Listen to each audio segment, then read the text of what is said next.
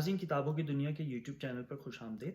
یہ YouTube channel اس لیے قائم کیا گیا ہے کہ اس کے اوپر مختلف کتابوں کا تعارف پیش کیا جائے۔ آج اس سلسلے میں جس کتاب کا انتخاب کیا گیا ہے اس کتاب کا نام ہے دا انوویٹرز۔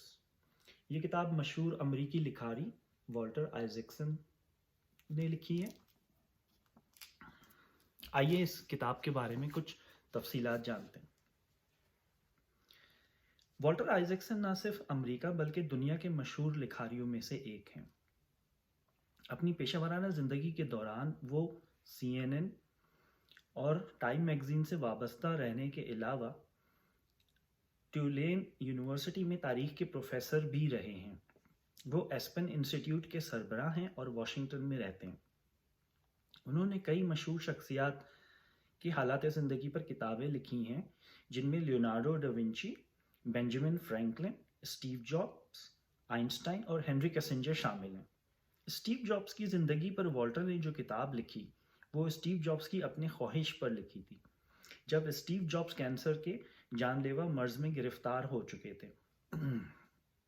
والٹر اسٹیو جابس کی بیماری کی شدت سے آگاہ نہیں تھے، اس لیے وہ اسٹیو جابس کی اپنے اوپر کتاب لکھنے کی خواہش کو انہوں نے سنجیدہ نہیں لیا تھا۔ لیکن ایک دن اسٹیو جابس کی بیوی نے والٹر کو فون کر کے بتایا کہ اسٹیو کے پاس زیادہ وقت نہیں بچا ہے، اور اگر والٹر اسٹیو کی زندگی کے بارے میں لکھنے میں واقعی سنجیدہ ہیں تو انہیں دیر نہیں کرنی چاہیے۔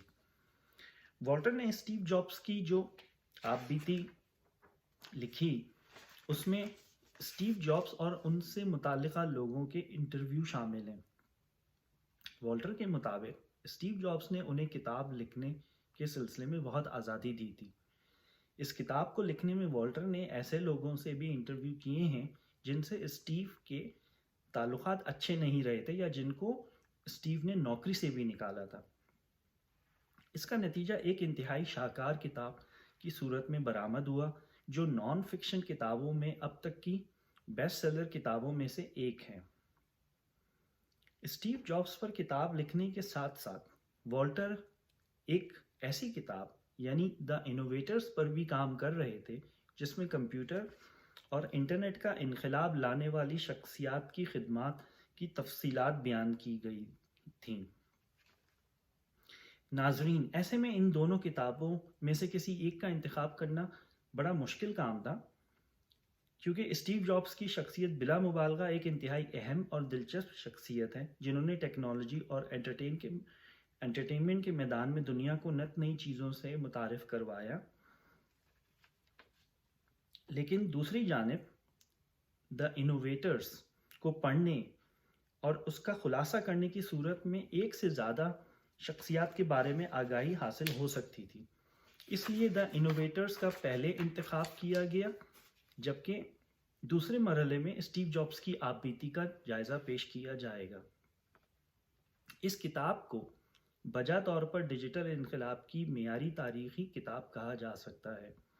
یہ ایک ایسی کتاب ہے جو پڑھنے والوں کو بتاتی ہے کہ کوئی بھی ایجاد کس طرح وقوع پذیر ہوتی ہے۔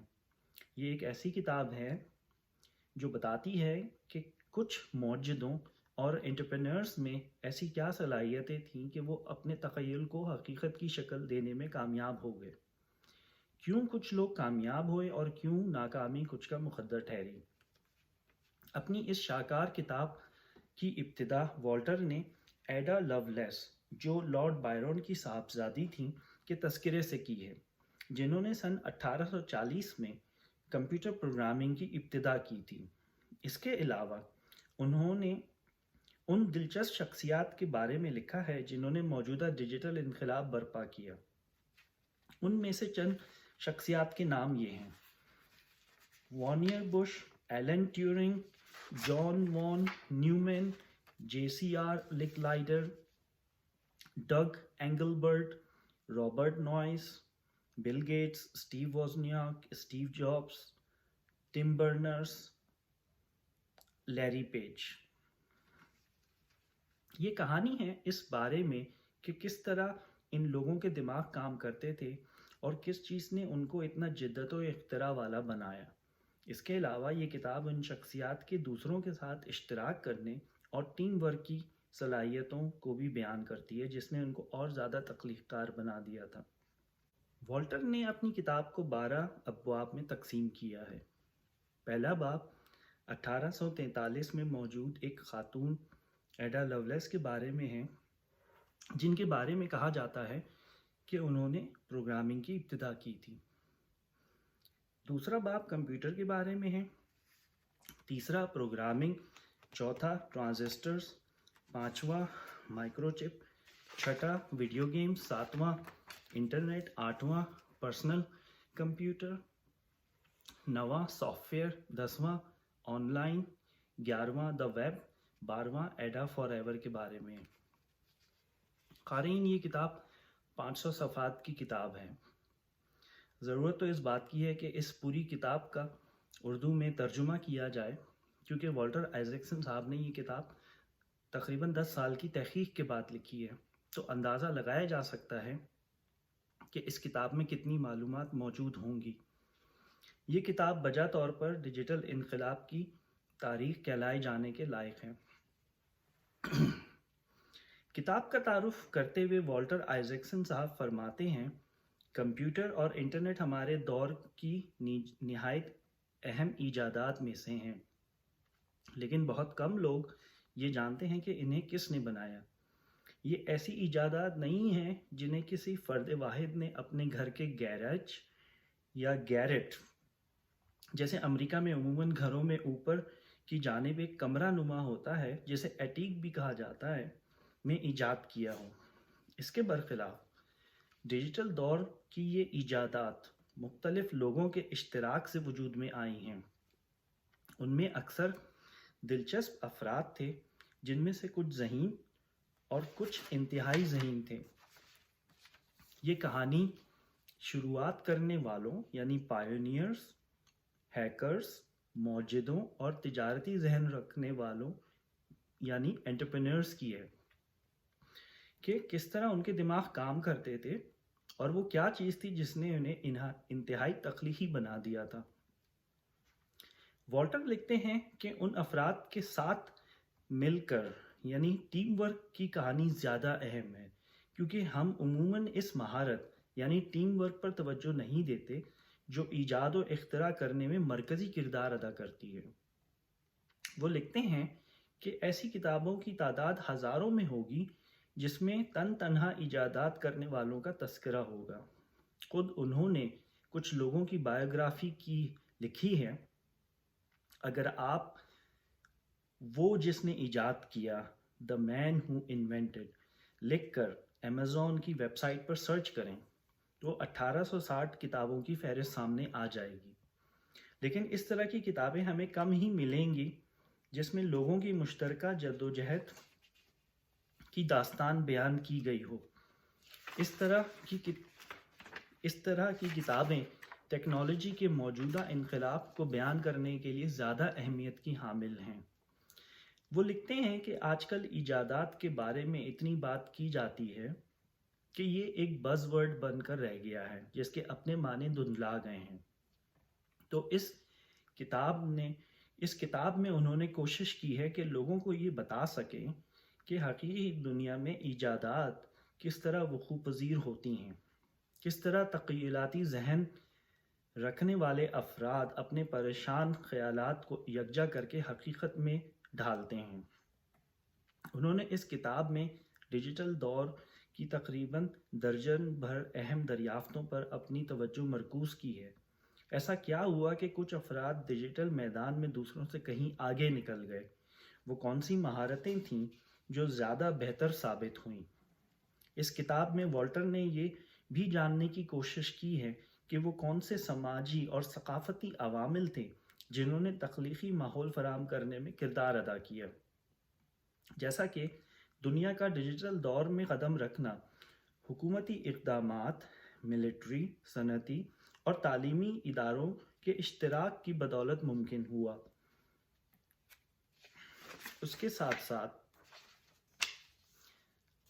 کمیونٹی کے سرکردہ افراد، خود سے کام کرنے کے شوقین، گھروں میں پروان چڑھنے والے ہیکرز، جن میں سے زیادہ تر افراد سخت مرکزی اختیارات کے مخالف تھے بھی شامل تھے۔ والٹر کے مطابق تاریخ ان میں سے کسی بھی عوامل پر توجہ مرکوز کر کے کسی بھی عوامل پر توجہ مرکوز کر کے کتاب لکھی جا سکتی ہے۔ مثال کے طور پر IBM Mark I ہارورڈ کی ایجاد، جو دنیا کا سب سے پہلا الیکٹرو میکینیکل کمپیوٹر تھا۔ اس کمپیوٹر کے ایک پروگرامر گریس ہاپر نے جو تاریخ لکھی ہے اس میں ہارورڈ آئیکن جن کا اس کمپیوٹر کی ایجاد میں بنیادی کردار تھا پر توجہ مرکوز کی گئی تھی۔ بہرحال تاریخ لکھتے وقت کسی خاص شخصیت پر بھی توجہ کی جا سکتی ہے اور مجموعی افراد پر بھی۔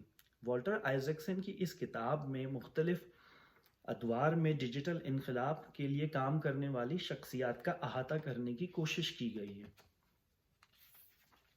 انٹرنیٹ اصل میں لوگوں کے ایک ساتھ مل جل کر کام کرنے میں سہولت پیدا کرنے کے لیے بنایا گیا تھا۔ اس کے برخلاف پرسنل کمپیوٹر، خاص طور پر وہ جنہیں گھروں میں کام کرنے کے لیے بنایا گیا تھا، انفرادی تخلیقی عمل کے لیے بنائے گئے تھے۔ ایک دہائی سے بھی زیادہ عرصے تک، جو 1970 کے اوائل سے شروع ہوتی ہے، نیٹ ورکس اور گھروں میں استعمال کیے جانے والے کمپیوٹروں کی ڈیولپمنٹ کا کام ایک دوسرے سے الگ تھلگ تھا۔ بالآخر 1980 کی دہائی کے آخر میں موڈیمز، آن لائن سروسز اور ویب کی آمد کے بعد پرسنل کمپیوٹر اور انٹرنیٹ ایک دوسرے کے قریب آتے چلے گئے۔ جس طرح بھاپ سے چلنے والے انجن کو عام مشینوں سے ملا کر چلایا گیا تو صنعتی انقلاب برپا ہوا، اسی طرح کمپیوٹر اور دنیا میں موجود مختلف نیٹ ورکس کے ملاپ سے ڈیجیٹل انقلاب آیا، جس نے دنیا بھر میں موجود لوگوں کو آپس میں ملا دیا۔ کونے کونے میں پھیلی ہوئی معلومات کی اشاعت، ان تک پہنچنا سب کے بس میں ہو گیا۔ سائنس کی تاریخ لکھنے والے سائنسی انقلاب کا لفظ استعمال کرنے سے گریز کرتے ہیں اور اس کے بجائے وہ سائنسی ارتقاء کی اصطلاح کو زیادہ استعمال کرتے ہیں کہ ہر تھوڑے عرصے بعد ہماری زندگیوں میں بے پناہ تبدیلیاں آ جاتی ہیں۔ والٹر اس وقت کو یاد کرتے ہیں جب وہ ٹائم میگزین اور ٹائم وارنر کے ڈیجیٹل ڈویژن کو چلانے میں معاونت کرتے تھے، جس نے آگے چل کر ویب اور براڈ بینڈ انٹرنیٹ سروس کا اجرا کیا۔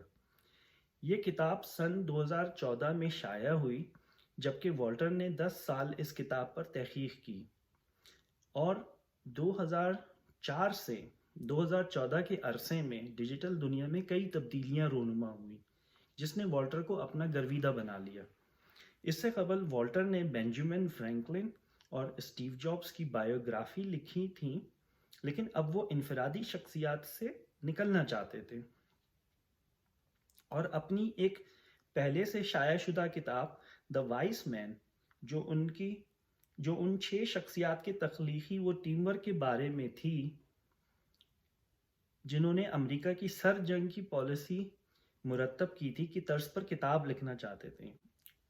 والٹر نے اس کتاب کو اپنے ایک ساتھی کے ساتھ مل کر لکھا تھا۔ ابتدا میں ان کا منصوبہ ان شخصیات کے بارے میں لکھنے کا تھا جنہوں نے انٹرنیٹ تخلیق کیا، لیکن جب والٹر نے بل گیٹس کا انٹرویو کیا تو بل گیٹس نے انہیں قائل کیا کہ انٹرنیٹ اور پرسنل کمپیوٹر نے ایک ساتھ ارتقاء کی منازل طے کی ہیں، تو ان دونوں کی تفصیل زیادہ مناسب رہے گی۔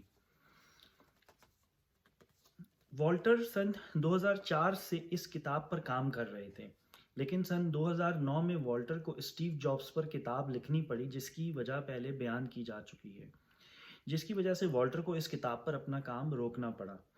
لیکن والٹر لکھتے ہیں کہ اسٹیو جابز کی بائیوگرافی لکھتے ہوئے ان کی ڈیجیٹل انقلاب سے متعلق مختلف شخصیات پر کتاب لکھنے کے خیال کو مزید تقویت ملی۔ اس لیے اسٹیو جابز پر کتاب لکھنے کے بعد انہوں نے دوبارہ اس کتاب پر کام شروع کر دیا۔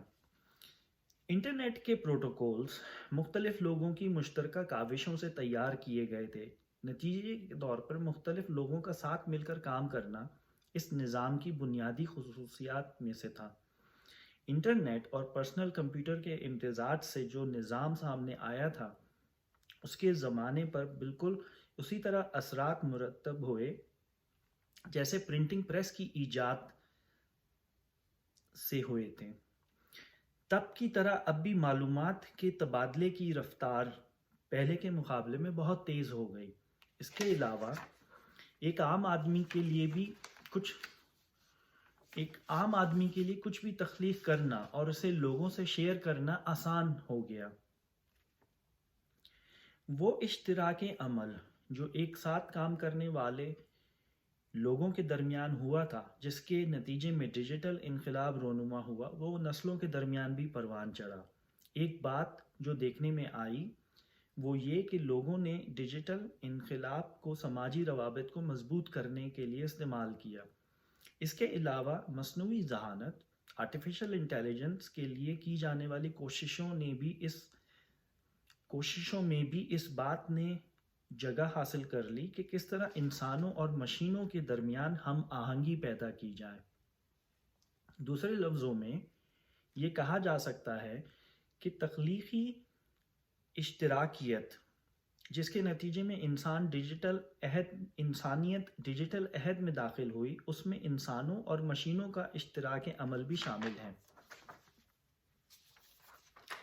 آخر میں والٹر لکھتے ہیں کہ ڈیجیٹل عہد کی حقیقی تخلیق ان لوگوں کی طرف سے آئی ہے جو آرٹس اور سائنس کا ملاپ کرنے کے قابل ہوئے۔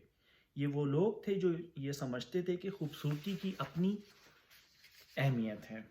یہ کتاب ان لوگوں کے بارے میں ہے جو ہیومینٹیز اور سائنس کے اس ملاپ میں معاون ثابت ہوئے، جس کے نتیجے میں انسانوں اور مشینوں کا حسین امتزاج وجود میں آیا۔ ڈیجیٹل عہد کے بہت سارے پہلوؤں میں سے ایک یہ خیال کہ ایجاد آرٹس اور سائنس کے سنگم پر پائی جاتی ہے نیا نہیں ہے۔ لیونارڈو ڈا ونچی اس کی بہترین مثال ہے۔ اسی طرح جب Einstein theory of general relativity پر کام کرتے کرتے کہیں پر اٹک جاتا تھا تو وہ اپنا وائلن نکال کر موزارٹ کی کوئی دھن بجانے لگ جاتا تھا، یہاں تک کہ اس کو اپنا ذہن دوبارہ کام کرتا محسوس ہوتا تھا۔ اس عمل کو آئنسٹائن نے reconnection to the harmony of spheres کا نام دیا ہے۔ جب بات کمپیوٹر کی آئے گی تو یہاں ایک اور تاریخی شخصیت کا نام آئے گا جو اتنی زیادہ مشہور نہیں ہے، جنہوں نے آرٹس اور سائنسز کے ملاپ کو مجسم شکل دی۔ اپنے مشہور باپ کی طرح اسے شاعری کے رومانس کی سمجھ تھی، لیکن اپنے باپ کے برخلاف اس نے ریاضی اور مشینری کے درمیانی تعلق کو سمجھا، اور یہیں سے کتاب دا انوویٹرز کی شروعات ہوتی ہے۔ ناظرین، اس میں ہم کوشش کریں گے کہ جو پہلا چیپٹر ہے ایڈا دا کاؤنٹیس آف لولیس، اس کا کچھ حصے کے بارے میں بتائیں۔ ایڈا لولیس برطانیہ کے ایک مشہور لارڈ بائرن کی بیٹی تھیں۔ لارڈ بائرن برطانیہ کے ہاؤس آف لارڈ کے رکن گزرے ہیں۔ لارڈ بائرن ایک مشہور شاعر بھی تھے۔ لارڈ بائرن اور ان کی اہلیہ کی شادی زیادہ عرصے نہیں چل سکی اور ان میں علیحدگی ہو گئی۔ ایڈا ان دونوں کی واحد اولاد تھی۔ ایڈا کے والدین میں علیحدگی کے بعد ایڈا اپنی والدہ کے ساتھ رہیں۔ ایڈا کے والد کے برخلاف ایڈا کی والدہ کو شاعری سے چڑ تھی اور ریاضی کا شوق تھا۔ اسی وجہ سے انہوں نے ایڈا کے لیے ریاضی کی ٹیوشن کا بندوبست کیا تاکہ ایڈا کو شاعری سے دور رکھا جا سکے، لیکن ایڈا میں شاعری کے جراثیم بھی پائے جاتے تھے، بلکہ ایڈا ریاضی اور شاعری کا امتزاج چاہتی تھی، جسے وہ شاعرانہ سائنس کہتی تھی۔ ایڈا 17 سال کی تھیں جب 1833 میں ان کا شاہی محل میں جانا ہوا۔ محل میں جہاں ایڈا کی اور لوگوں سے ملاقات ہوئی، وہاں ایک شخصیت چارلس بیبیج سے بھی ملاقات ہوئی، جو اس زمانے میں ہونے والی ایجادات سے گہرا شغف رکھتے تھے۔ چارلس کے ان چارلز کے گھر ان دنوں شام کو لوگ جمع ہوتے تھے جن میں لکھنے والے، صنعت کار، شاعر، اداکار، ماہرین نباتات اور سائنسدان شامل تھے۔ یہ زمانہ صنعتی انقلاب کے ابتدا کا زمانہ تھا جس میں سائنس نت نئی دریافتیں کر رہی تھی۔ اسی وجہ سے سائنسدانوں کو جمع کرنا چارلز کے سماجی رتبے میں اضافہ کرتا تھا۔ چارلز کے گھر ہونے والی محفلوں میں لوگ رقص کرتے، کتابیں پڑھی جاتی، گیمز کھیلے جاتے، لیکچرز ہوتے اور ساتھ میں کھانے پینے کا اہتمام ہوتا۔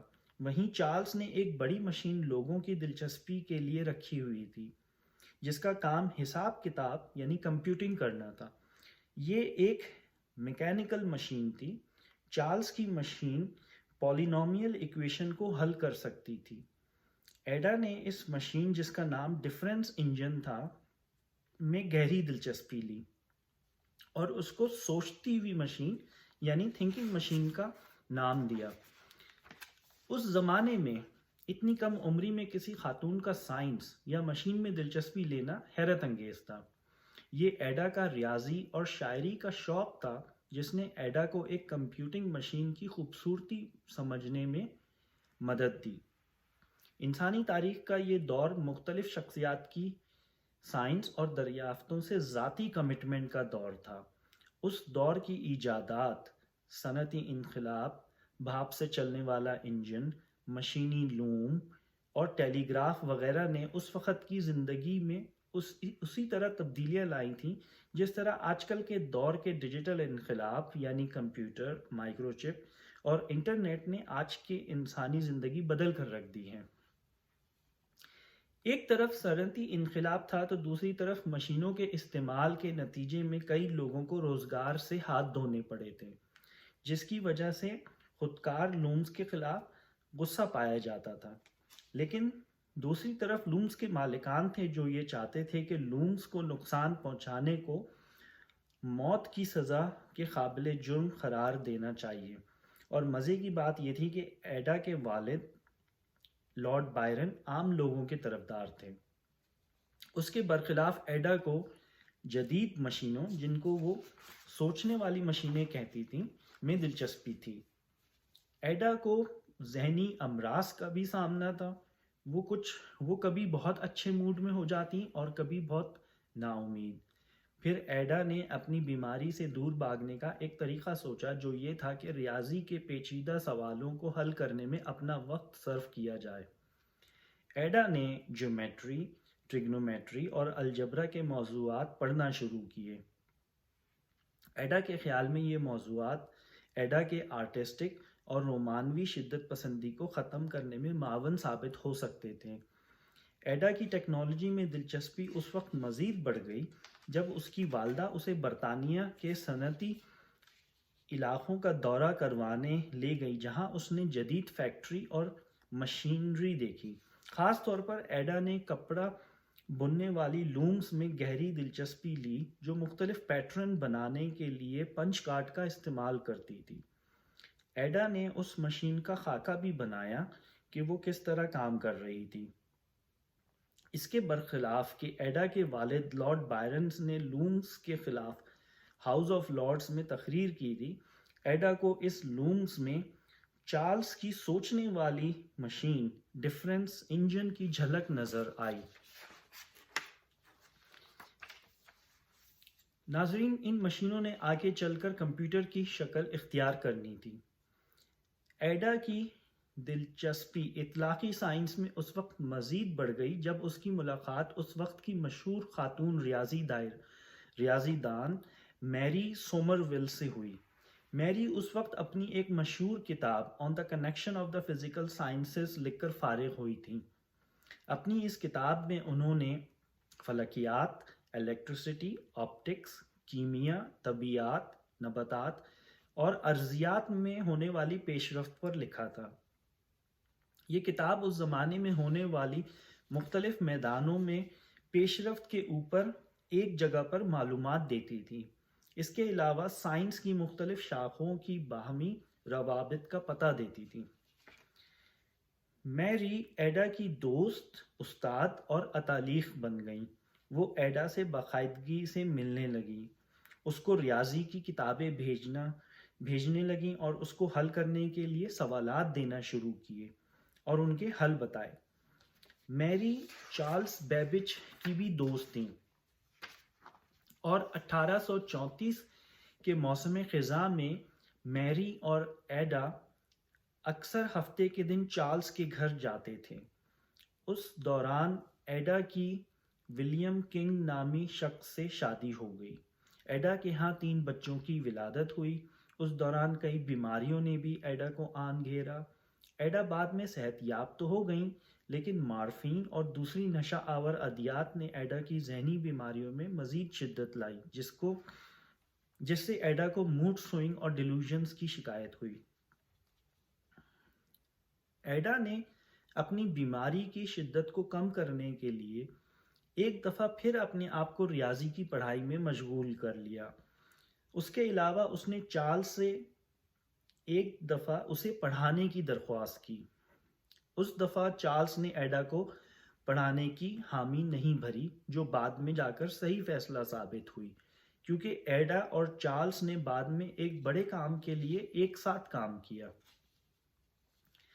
نتیجتاً ایڈا کو آگسٹس ڈی مورگن نامی شخصیت نے پڑھایا۔ آگسٹس نے الجبرا میں ایک نیا تصور دیا تھا کہ الجبرا میں موجود ایکویشنز جیسے b+a=a+b کے علاوہ بھی استعمال کی جا سکتی ہیں۔ ایڈا کوئی عظیم ریاضی دان نہیں تھیں، لیکن ایڈا ریاضی میں موجود سوالوں کو اشکال کی صورت میں دیکھنا پسند کرتی تھی۔ ایڈا کی یہ خصوصیت کہ وہ ریاضی کی خوبصورتی کو سمجھتی تھیں بہت بڑے بڑے دانشوروں میں نہیں پائی جاتی تھی۔ ایڈا اس بات کو سمجھتی تھیں کہ ریاضی ایک خوبصورت زبان ہے جس کی مدد سے ایک طرف کائنات کے اسرار و رموز سمجھے جا سکتے ہیں تو دوسری طرف اس کا مزاج شاعرانہ ہے۔ ریاضی ایڈا کے لیے روحانی درجہ رکھتی تھی۔ ریاضی ایڈا کے نزدیک ایک ایسا ذریعہ تھی جس کے ذریعے ایک کم عقل انسان بھی اپنے خالق کی تخلیق کو جان سکتا ہے۔ انسان کی یہ صلاحیت کہ اس نے سائنس کے اوپر اپنے تخیل کا اطلاق کیا نے نہ صرف صنعتی انقلاب کی راہ ہموار کی، بلکہ کمپیوٹر کے انقلاب کے پیچھے بھی یہی انسانی خصوصیت کار فرما تھی، اور اس سلسلے کی شروعات ایڈا نے کی تھی۔ ایڈا اس قابل تھی کہ تجزیے اور شاعری کے درمیان تعلق کو سمجھ سکے۔ ایڈا کا ریاضی کے ساتھ جو تعلق تھا اس نے اس کو تخیل کی طرف ڈھکیلا، اور یہ تخیل اتنا گہرا تھا کہ اگر اسی طرح جاری رہتا تو ایڈا سمجھتی تھی کہ وہ شاعری شروع کر دے گی۔ تخیل کے ٹیکنالوجی پر اطلاق کے اس سارے تصور نے ایڈا کی بہت حوصلہ افزائی کی۔ تخیل کیا ہے؟ اس نے 1841 میں لکھے گئے اپنے ایک مضمون میں پوچھا۔ تخیل ایک ایسا کلیہ ہے جو مختلف چیزوں، حقائق، خیالات اور تصورات کو یکجا کرتا ہے اور ان سے نئے، حقیقی، نہ ختم ہونے والے اور ہر دم تبدیل ہونے والے مجموعے تشکیل دیتا ہے۔ تخیل ہمارے اطراف موجود اندیکھی دنیا تک رسائی حاصل کرتا ہے۔ یہ دنیا سائنس کی دنیا ہے۔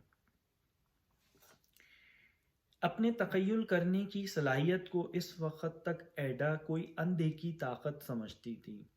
اپنی صلاحیتوں کے بارے میں اعلیٰ خیالات نے اس میں وہ کچھ حاصل کرنے کی خواہش جگائی جو اس برطانوی دور کی خاتون کے لیے غیر معمولی تھے۔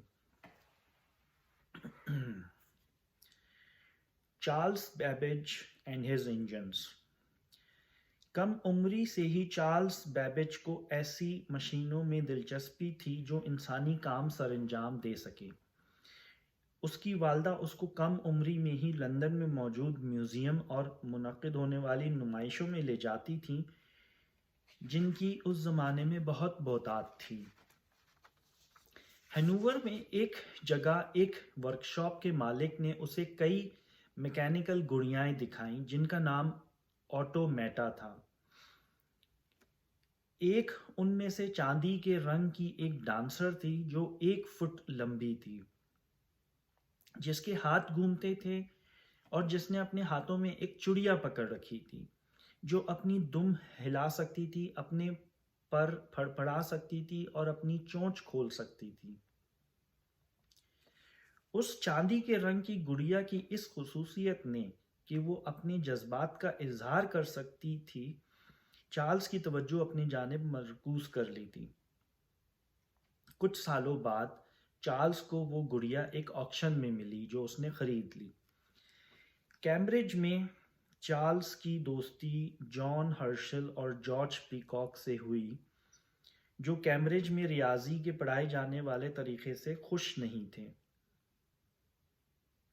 انہوں نے یونیورسٹی میں ایک کلب بنایا تھا جس کا نام انہوں نے انالائٹیکل سوسائٹی رکھا تھا۔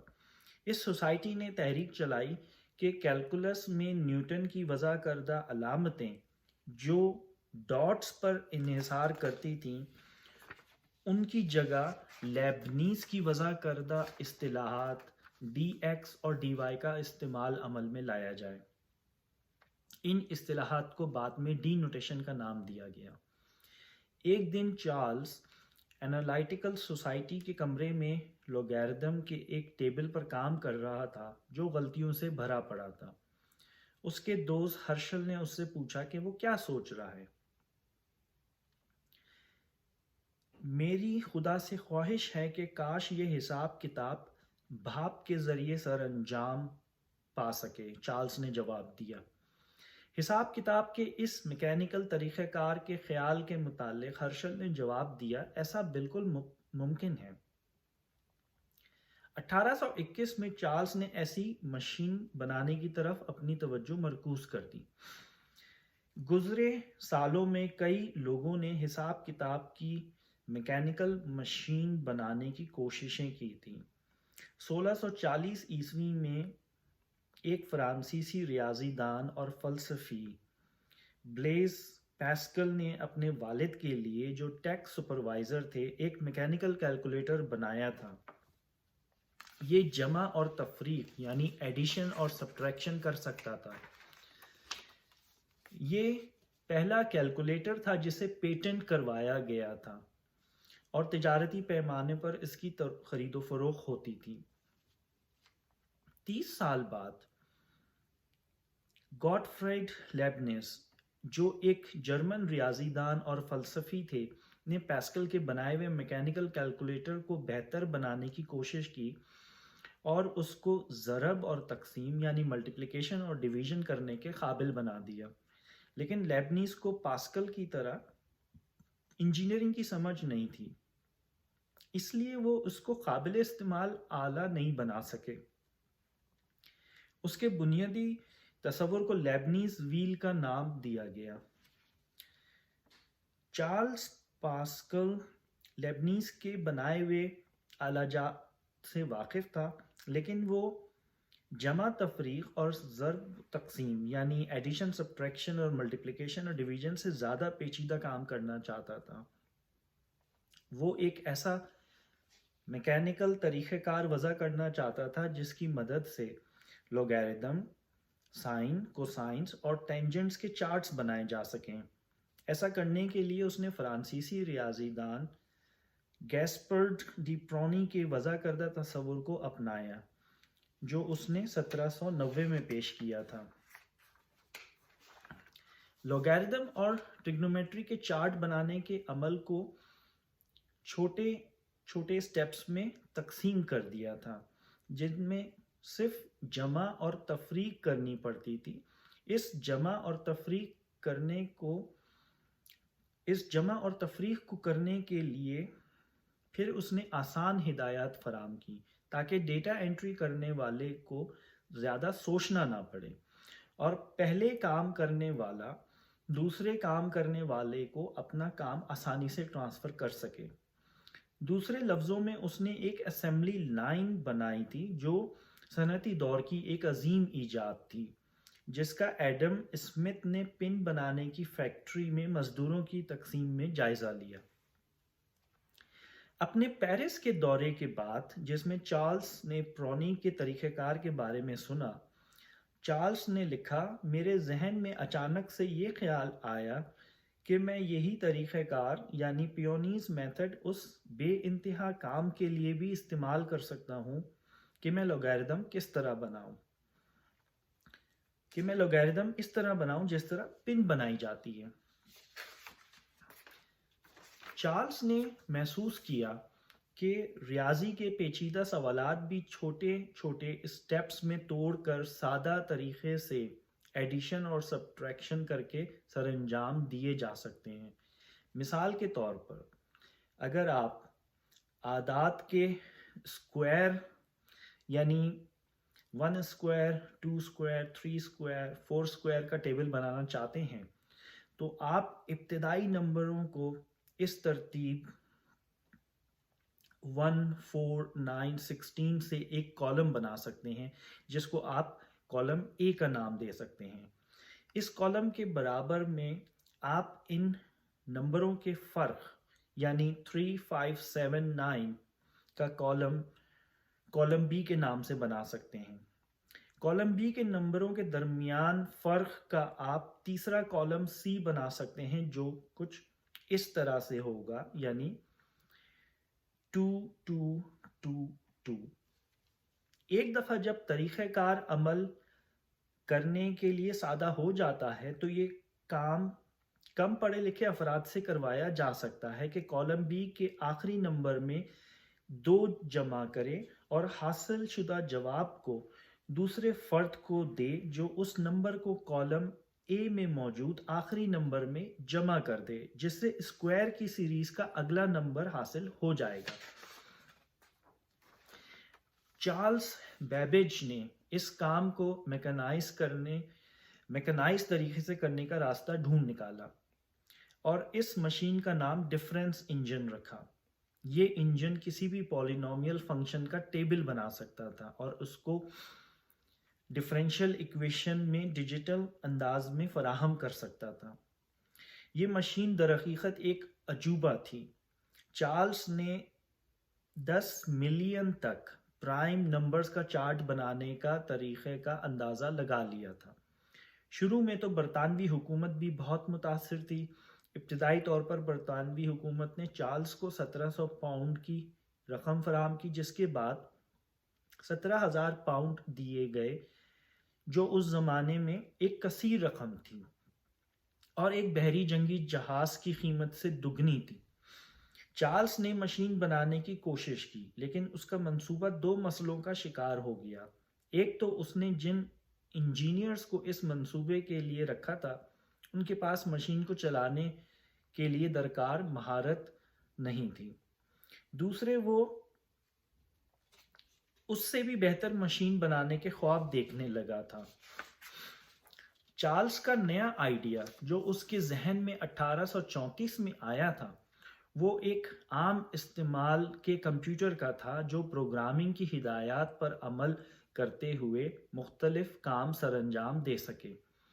ایسا کمپیوٹر جو ایک قسم کا کام سر انجام دیتے ہوئے رک کر دوسرے کام سر انجام دے سکے۔ وہ ایسا کمپیوٹر ہو جو اپنے آپ کو دوسرے کام کی طرف سوئچ کرنے کی ہدایات دے سکے۔ چارلس نے اس مشین کا نام انالائٹیکل انجن رکھا۔ چارلس اپنے زمانے سے 100 سال آگے تھا۔ چارلس نے جو انالائٹیکل انجن بنایا تھا وہ ایڈا لولیس کے تخیل پر مبنی تھا جسے ایڈا نے دا کمبائننگ فیکلٹی کا نام دیا تھا۔ چارلس نے کامیابی کے ساتھ دوسرے شعبوں میں ہونے والی ایجادات کو اپنے مقصد کے لیے استعمال کیا تھا۔ چارلس نے ایک فرانسیسی جوزف ماری جیکارڈ جنہوں نے سلک کے کپڑے بنانے والی صنعت کو کارڈ سسٹم کا استعمال کر کے تبدیل کر کے رکھ دیا تھا کہ بنائے گئے نظام کا بغور مطالعہ کیا۔ کارڈ میں موجود سوراخ لومز کو مختلف ڈیزائن بنانے میں مدد کرتے تھے۔ ایسا کرنے سے چارلس ایک نئی چیز کی شروعات کر رہا تھا جس کو اس نے اسکربلنگ بکس کا نام دیا تھا۔ یہ 30 جون 1836 کی بات ہے۔ پہلے سے موجود میکینیکل طریقہ کار کی جگہ لومز کے کارڈ کو استعمال کرنے سے لاتعداد ہدایات دی جا سکتی تھیں۔ اس کے علاوہ مختلف کام کرنے کی ترتیب تبدیل کی جا سکتی تھی۔ یہ ایک عام استعمال کی مشین تھی جو مختلف کام سر انجام دے سکتی تھی اور اس کی دوبارہ پروگرامنگ کی جا سکتی تھی۔ چارلس نے جیکارڈ کا ایک پورٹریٹ خریدا اور اسے اپنے سیلون میں آویزاں کر دیا۔ تصویر میں جیکارڈ ایک کرسی پر بیٹھا نظر آ رہا تھا جبکہ لوم اس کے پس منظر میں دیکھی جا سکتی تھی۔ جیکارڈ نے پنچ کارڈ کے اوپر کیلیپرز اپنے ہاتھ میں پکڑے ہوئے تھے۔ چارلس اپنے مہمانوں کو یہ پوچھ کر متعجب کر دیتا تھا کہ تصویر میں موجود چیز کو بوجھیں۔ اپنے مہمانوں کو حیران کر کے چارلس ان کو بتاتا تھا کہ تصویر میں موجود سلک انتہائی بہترین انداز میں بنی 24,000 صفحے ہیں دھاگوں کی، جنہیں مختلف پنچ کارڈ کے ذریعے کنٹرول کیا جاتا ہے۔ جب پرنس ایلبرٹ، جو ملکہ برطانیہ کے شوہر تھے، چارلس کے سیلون میں آئے تو انہوں نے اس سے پوچھا کہ اسے یہ تصویریں خاص کیوں لگتی ہیں۔ تو چارلس نے جواب دیا کہ تصویر میں موجود چیزیں اس کی مشین انالائٹیکل انجن کو بیان کرتی ہیں۔ بہت کم لوگ چارلس کے پیش کردہ نئی مشین میں دلچسپی رکھتے تھے اور حکومت برطانیہ کا جھکاؤ بھی اس مشین میں مالی معاونت کرنے کی طرف نہیں تھا۔ لیکن ایک شخصیت چارلس کی تجویز کردہ مشین میں یقین رکھتی تھی اور وہ تھی ایڈا لولیس۔ سب سے زیادہ اہم بات یہ ہے کہ ایڈا کو اس مشین میں ایسی خصوصیت نظر آ رہی تھی جو اس میں 4 چاند لگا سکتی تھی، اور اس کی اس خصوصیت کی بنا پر یہ مشین نہ صرف اعداد و شمار کا اعداد کا شمار کر سکتی تھی بلکہ موسیقی اور آرٹ کی سمبولک نوٹیشن بھی پروسیس کر سکتی تھی۔ ایڈا کو اس خیال میں شاعری نظر آتی تھی اور اس نے دوسروں کو بھی اسے اس نظر سے دیکھنے کی ترغیب دی۔ اس کے بعد چارلس اور ایڈا میں کافی خط و کتابت ہوئی۔ چارلس ایڈا سے 24 برس بڑا تھا، لیکن ایڈا نے اس فرق کو زیادہ خاطر میں نہیں لایا۔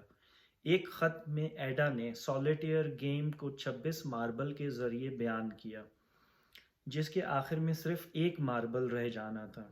وہ اس گیم میں ماہر تھی، لیکن اس گیم کو حل کرنے کے لیے ریاضی کا کوئی فارمولا بنانا چاہتی تھی۔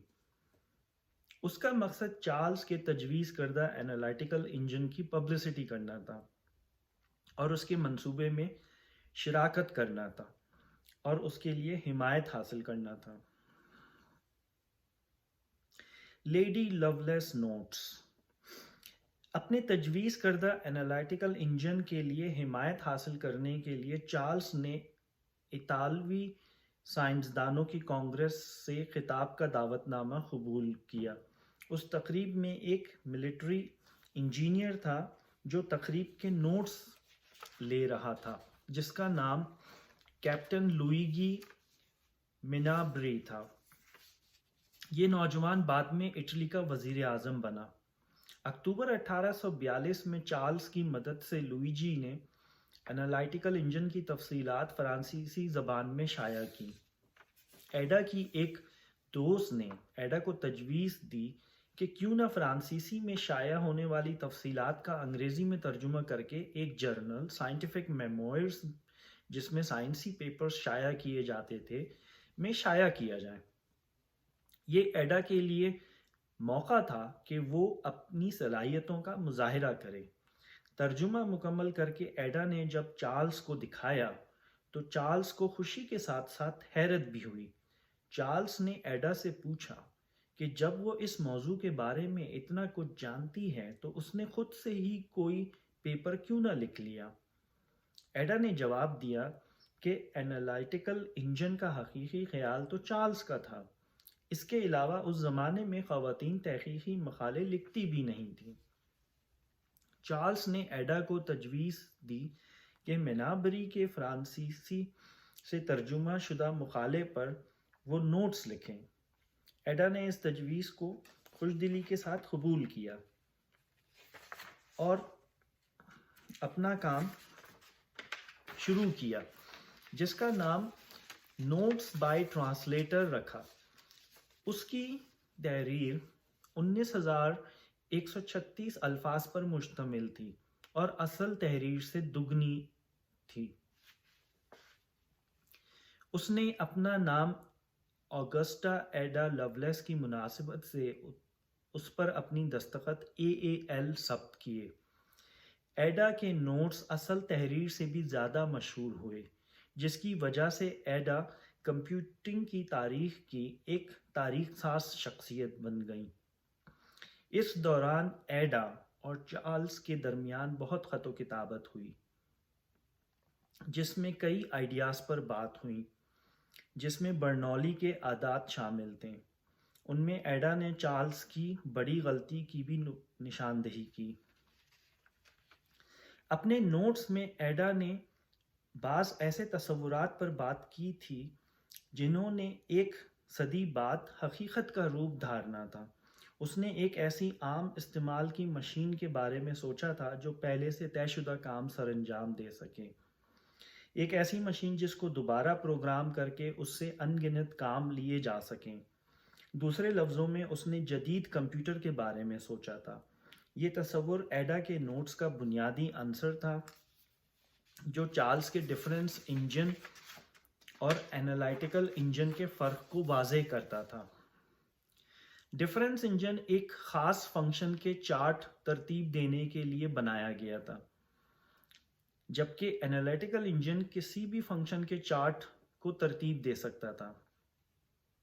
ایسا کرنے کے لیے جیکارڈ کے تصور کو استعمال کیا گیا تھا، جس میں مختلف ڈیزائن بنانے کے لیے پنچ کارڈ استعمال کیا جاتا تھا۔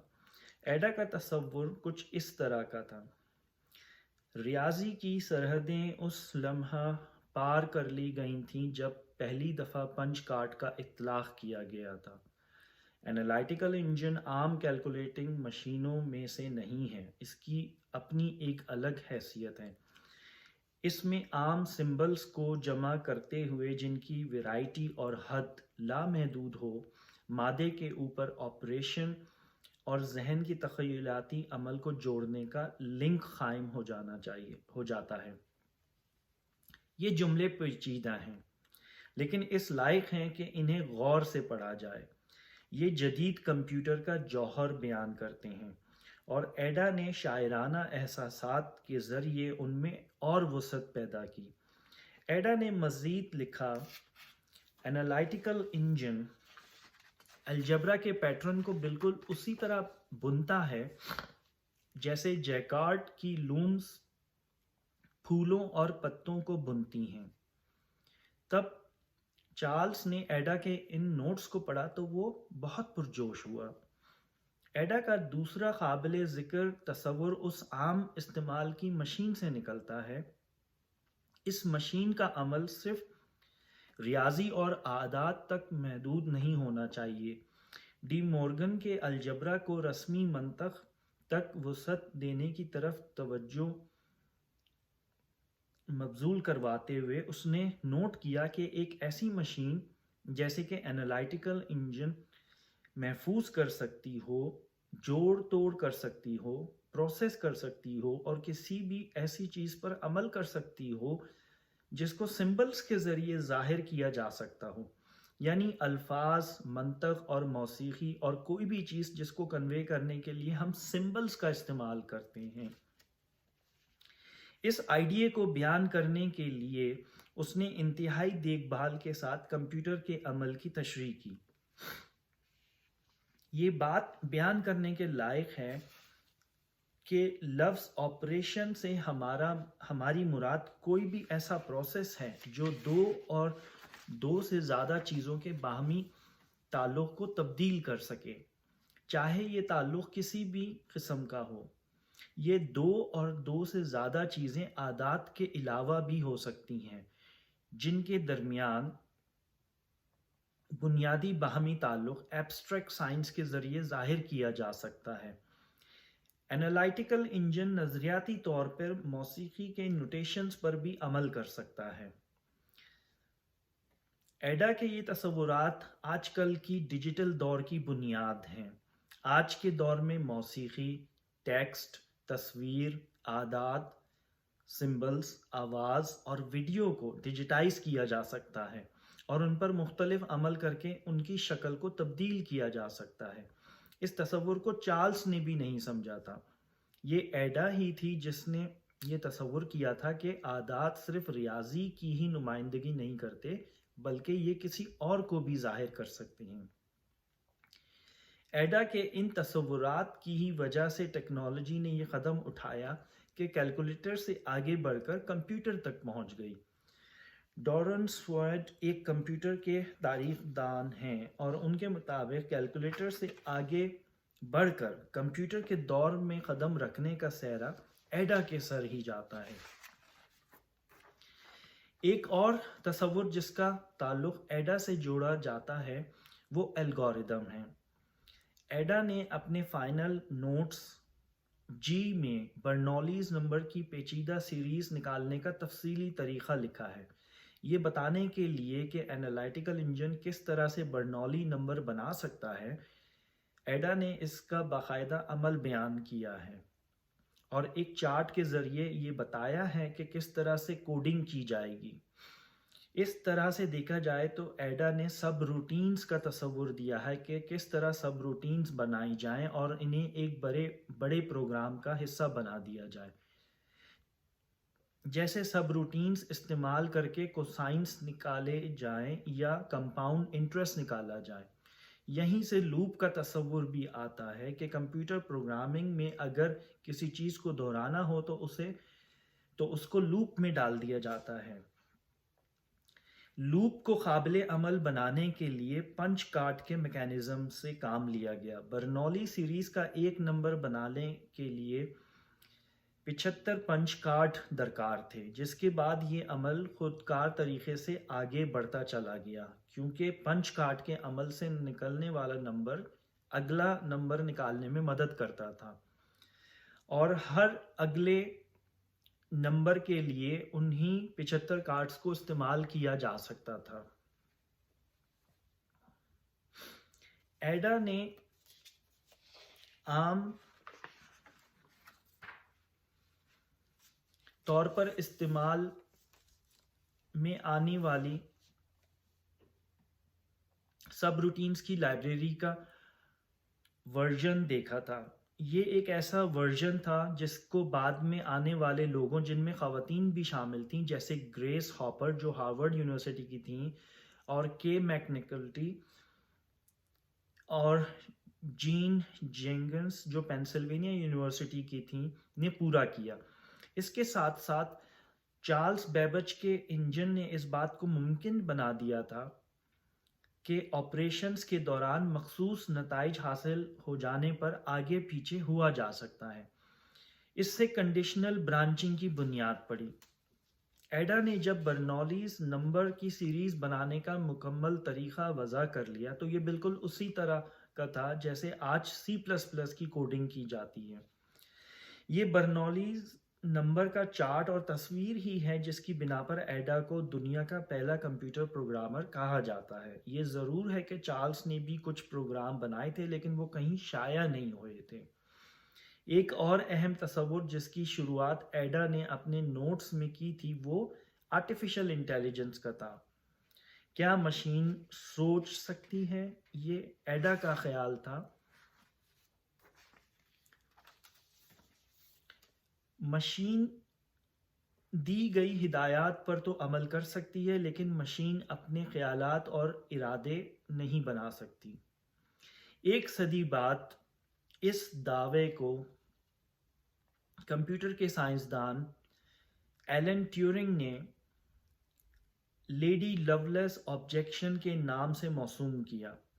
ایڈا چاہتی تھیں کہ ان کے کام کو سائنسی تحقیقی کام سمجھا جائے، اس لیے وہ اپنے نوٹس میں اس بات پر بھی کوئی تبصرہ نہیں کرنا چاہتی تھی کہ حکومت برطانیہ نے چارلس کے انجن کی مالی مدد نہیں کی تھی۔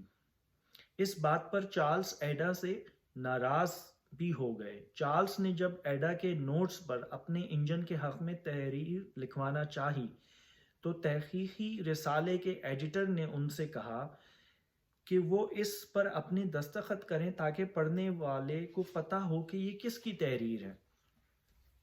اس اختلاف کے باوجود ایڈا اور چارلس اچھے دوست رہے، لیکن چارلس کے انالائٹیکل انجن کو حکومت کی فنڈنگ نہیں مل سکی اور چارلس نے آخری عمر کسمہ پرسی کے عالم میں بسر کی۔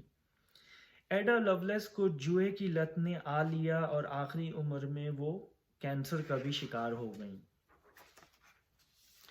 صنعتی انقلاب کی بنیاد دو بڑے تصورات تھے جو اپنی سادگی میں گہرے تھے۔ موجد ان طریقوں کے ساتھ سامنے آئے کہ انہوں نے پیچیدہ عمل کو آسان چھوٹے چھوٹے اسٹیپس میں تقسیم کر دیا جو اسمبلی لائنز پر کیے جا سکتے تھے۔ پھر جب ٹیکسٹائل کا انقلاب برپا ہوا تو انہی اسٹیپس کو میکانائز طریقے سے کرنے کا طریقہ نکالا گیا۔ چارلس نے پھر پاسکل اور لیبنیز کی قائم کی گئی بنیادوں پر کام کرتے ہوئے میکینیکل کمپیوٹر کی داغ بیل ڈالی، جس کو نہ صرف پروگرام کیا جا سکتا تھا بلکہ ری پروگرام بھی کیا جا سکتا تھا۔ ایڈا نے ان مشینوں میں یہ خاصیت پہچانی کہ یہ مشینیں صرف عادات کے اوپر ہی نہیں، ان کے علاوہ بھی کام کر سکتی ہیں۔ تو ناظرین، یہ تھا کتاب دا انوویٹرز کا تعارف اور اس کے پہلے باب کا کچھ خلاصہ۔ تو اگر یہ کتاب آپ کو ملے لائبریری میں یا آن لائن تو اس کو ضرور پڑھیں، اور یہ کمپیوٹر، انٹرنیٹ اور ڈیجیٹل دور کی جو تبدیلیاں اور ترقیاں ہوئی ہیں اس کے بارے میں ایک بہت اچھی کتاب ہے۔ تو اس کے ساتھ ہی اجازت دیجیے، اگلی دفعہ پھر کسی اور دوسری کتاب کے ساتھ حاضر ہوں گے۔